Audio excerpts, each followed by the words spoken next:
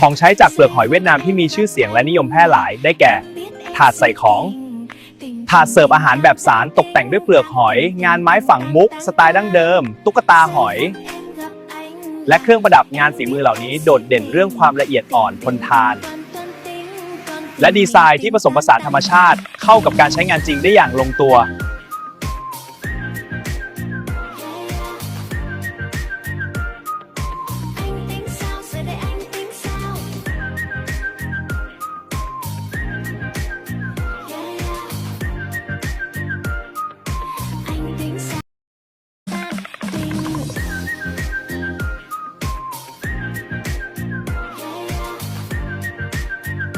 ถ้าชอบคลิปวิดีโอส่งของขวัญเป็นกำลังใจการทำคลิปวิดีโอต่อไปได้นะ ขอบคุณมากครับ